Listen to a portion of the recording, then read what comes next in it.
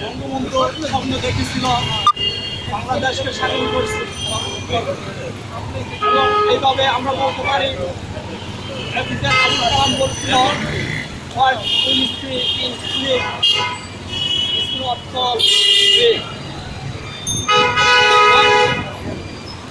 What allows us to sleep is called dream. যা আমরা ঘুমের মধ্যে দেখি তাকে স্বপ্ন বলা হয় না, যা আমরা যেটা আমাদেরকে ঘুমাইতে দেয় না সেটাকে স্বপ্ন বলা হয়। বঙ্গবন্ধু ঠিক একইভাবে কাজ করেছিল। বঙ্গবন্ধু এই বাংলাদেশের জন্য ঘুমাই নাই, সারা রাত সারাদিন এবং দিন রাত কঠোর পরিশ্রম করে এই বাংলাদেশকে স্বাধীন করেছে।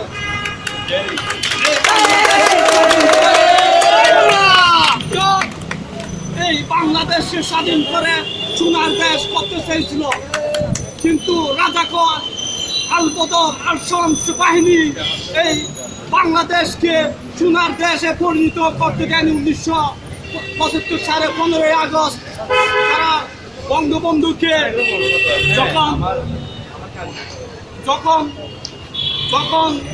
ওদের আসসালাতু হাইবুল মিনান্নওম ঘুম থেকে মানুষ উঠো যখন বলতেছে, তখন রাজাকার এবং সেনাবাহিনী দ্বারা এই বাংলাদেশকে যখন সোনালী দেশে পরিণত করতে চাইছিল, সেই মুহূর্তে তারা যাতে এই বাংলার মাটিতে লাল সূর্যের পতাকা কখনো উত্তোলন করতে না পারে, সেই জন্য এই আমার নেতা, আমার পিতা, আমার মহানায়ক, আমার জনক বঙ্গবন্ধু শেখ মুজিবকে চিরতরে নিঃশ্বাস করেছিল।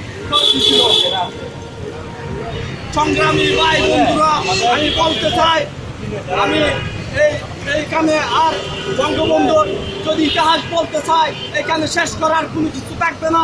বলতে বলতে দিন শেষ হয়ে যাবে, রাত শেষ হয়ে যাবে, কিন্তু তারপর বঙ্গবন্ধুর কথা শেষ করা যাবে না। তাই আমার বক্তব্য এখানে দীর্ঘায়িত করলাম না বন্ধুরা, এখানে আমি আমার বক্তব্য শেষ করলাম। জয় বাংলা, জয় বাংলা, জয় বাংলা, জয় বাংলা, জয় বাংলা, জয় বাংলা, জয় বঙ্গবন্ধু, জয় বঙ্গবন্ধু, শেখ মুজিব, লাও লাও লাও সালাম, লাও লাও লাও সালাম, শেখ মুজিব, 71-এর হাতিয়ার গর্জে উঠুক আরেকবার, 71-এর হাতিয়ার।